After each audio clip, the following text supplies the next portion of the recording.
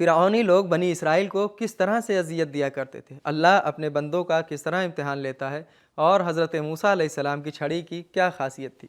آئیے جانتے ہیں ان سوالوں کے جوابات کے بارے میں ہمارے آج کے اس ایپیسوڈ میں۔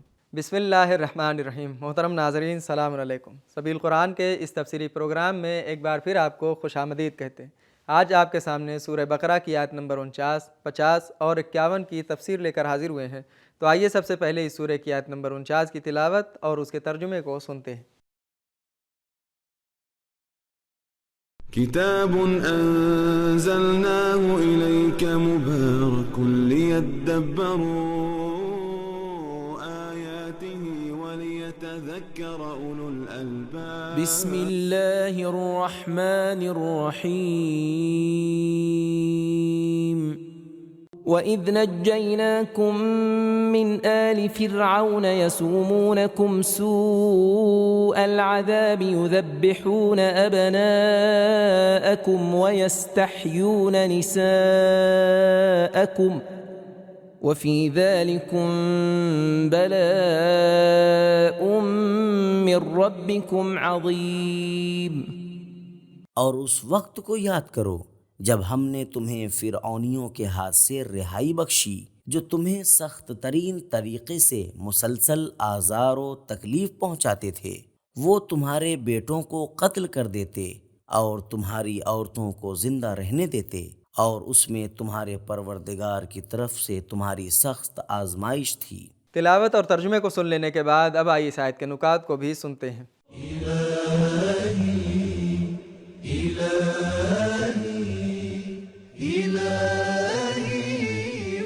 روم کے بادشاہوں کا لقب فرعون، ایران کے بادشاہوں کا لقب کسرا، ترک کے بادشاہوں کا لقب خاقان تھا۔ حضرت موسیٰ علیہ السلام کے زمانے میں فرعون کا نام رامسیس اول تھا، جس کے بارے میں کہا جاتا ہے کہ اس کا جسد آج بھی مصر کے عجائب گھر میں موجود ہے۔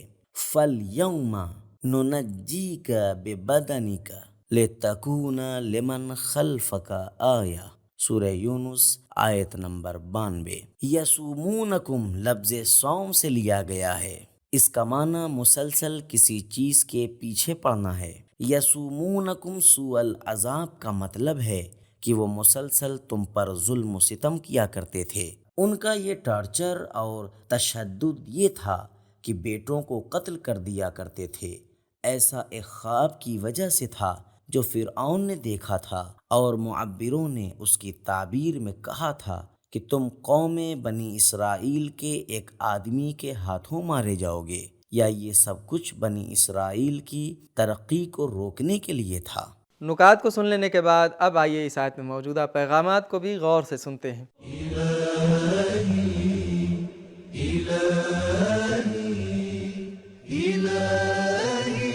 نمبر 1، طاغوتوں اور ظالموں سے آزادی سب سے بڑی نعمت ہے، چنانچہ اللہ نے اپنی نعمتوں میں سے اس نعمت کا ذکر کیا ہے۔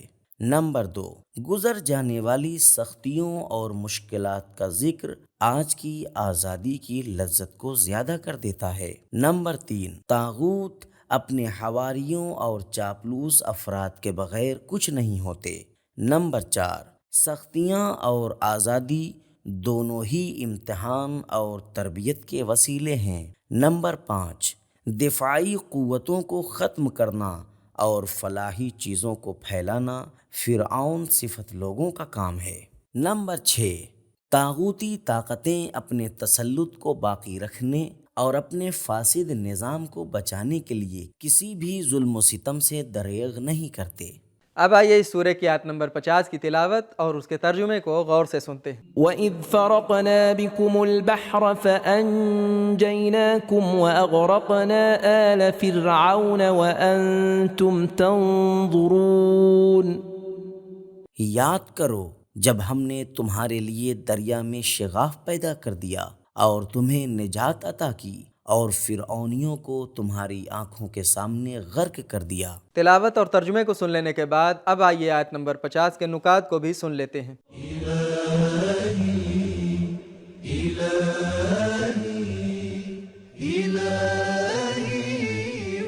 بنی اسرائیل کا دریائے نیل سے پار کرنا قرآن پاک کی کئی ایک آیات میں ذکر ہوا ہے۔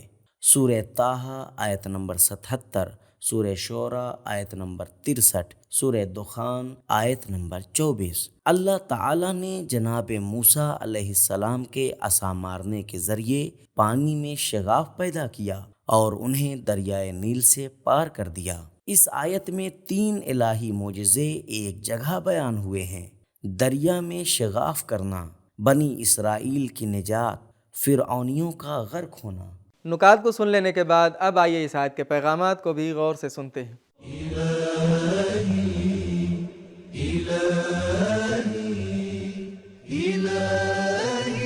نمبر 1، اسباب اور عوامل کا کام کرنا اللہ تعالیٰ کے حکیمانہ ارادے کے تحت انجام پاتا ہے۔ جناب موسیٰ کے پاس ایسا عصا تھا جس کے ذریعے سے کبھی پتھر سے پانی ابل پڑتا تھا، اضرب بعصاک الحجر فانفجرت، کبھی پانی پر مارتے تو اس کے درمیان میں سے راستہ بن جاتا، فرقنا بکم البحر۔ نمبر 2، سیاہ کالی رات کا آخر روشن دن ہے۔ اس قدر مصیبتوں اور مشکلات کے بعد بنی اسرائیل نے نجات اور خوشحالی حاصل کر لی۔ نمبر 3، مظلوموں اور ستم دیدہ لوگوں کے سامنے ظالموں اور ستمگروں سے انتقام ان کے زخموں پر مرہم کا کام ہے۔ اب آئیے سورہ بقرہ کی آیت نمبر 51 کی تلاوت کو اس کے ترجمے کے ساتھ سنتے ہیں۔ وَإِذْ وَاعَدْنَا مُوسَىٰ 40 لَيْلَةً ثُمَّ اتَّخَذْتُمُ الْعِجْلَ مِن بَعْدِهِ وَأَنْتُمْ ظَالِمُونَ۔ اور اس وقت کو یاد کرو جب ہم نے موسیٰ سے 40 راتوں کا وعدہ کیا اور وہ تم سے جدا ہو کر 40 راتوں کے لیے وعدہ گاہ پر احکام لینے کے لیے آئے، پھر تم نے بچھڑے کو اپنے معبود کی حیثیت سے منتخب کر لیا، حالانکہ اس کام میں تم اپنے ہی اوپر ظلم کر رہے تھے۔ تلاوت اور ترجمے کو سن لینے کے بعد اب آئیے اس آیت کے نکات کو بھی غور سے سنتے ہیں۔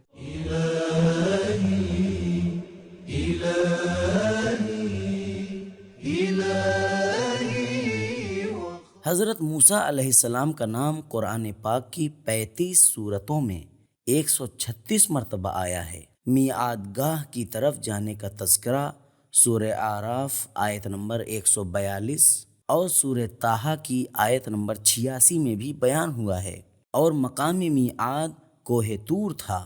البتہ ابتدا میں یہ میعاد 30 راتیں مقرر تھیں اور میعاد گاہی میں اس میں 10 راتوں کا اضافہ ہوا۔ یہ مدت کتاب توریت کے حصول کے لیے تھی، لیکن بنی اسرائیل حضرت موسیٰ کے بھائی جناب ہارون جیسے رہبر کی قیادت کے باوجود انہوں نے تمام اللہ کے رحم و کرم اور رحمتوں اور نعمتوں کو فراموش کر دیا اور گوسالہ پرستی شروع کر دی۔ یہ بچھڑا ایک ہنرمند مجسمہ ساز سامری نے طلائی زیورات سے حضرت موسیٰ علیہ السلام کی عدم موجودگی میں تیار کر لیا اور اس طرح سے ان لوگوں کے اوپر ظلم و ستم ڈھایا۔ قرآن کی آیتوں سے معلوم ہوتا ہے کہ اس وعدے میں 3 مسئلے مورد نظر تھے۔ نمبر 1، توریت کا حصول۔ نمبر 2، حضرت ہارون کے لیے مقام خلافت کا اثبات۔ نمبر 3، قوم بنی اسرائیل کا امتحان۔ بنی اسرائیل کا معاشرہ چند وجوہات کی بنا پر شرک اور گوسالہ پرستی جیسی لعنت میں مبتلا ہوا۔ نمبر 1، حضرت موسیٰ علیہ السلام جیسے رہبر کا موجود نہ ہونا۔ نمبر 2، سامری جیسے گمراہ فنکار کی موجودگی۔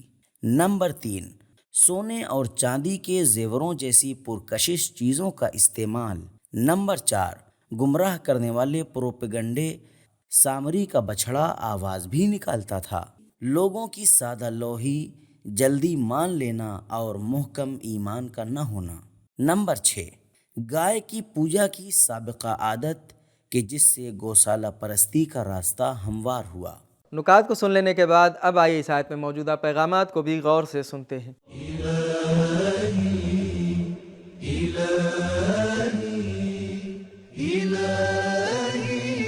نمبر 1، الہی رہبروں کا محدود مدت کے لیے معاشرے سے الگ ہو کر عبادت خدا میں مشغول ہونا اچھا اور مفید کام ہے۔ تفسیر رہنما۔ نمبر 2، لوگوں سے دور اور 40 دن تک عبادت کے بہت اچھے اور خاص آثار ہوتے ہیں۔ نمبر 3، 40 کا عدد وحی کے حصول اور الہام کی روحانی کیفیت میں اہم کردار رکھتا ہے۔ نمبر 4، شرک انسانیت پر بہت بڑا ظلم ہے کیونکہ اس سے توحید پرستی رخصت ہو جاتی ہے۔ تو ناظرین کرام، ہم نے یہ جانا کہ فرعونی لوگ بنی اسرائیل کے بیٹوں کو قتل کر دیا کرتے تھے اور عورتوں کو زندہ چھوڑ دیا کرتے تھے، جو کہ ایک بہت سخت اذیت تھی۔ اللہ اپنے بندوں کا امتحان سختیوں کے ذریعے بھی لیتا ہے اور آزادی اور نعمتوں کے ذریعے بھی لیتا ہے۔ جناب موسیٰ علیہ السلام کی چھڑی کوئی معمولی چھڑی نہیں تھی، بلکہ اس سے کبھی دریا پہ راستہ بن جاتا تھا، کبھی پتھر سے پانی نکل آتا تھا اور یہ کبھی کبھی اژدہا بن جایا کرتا تھا۔ یہ تھے ہمارے سوالوں کے جوابات۔ ملتے ہیں اگلے ایپیسوڈ میں، تب تک کے لیے خدا حافظ۔ سبیل قرآن، قرآنی سماج کی پہچان۔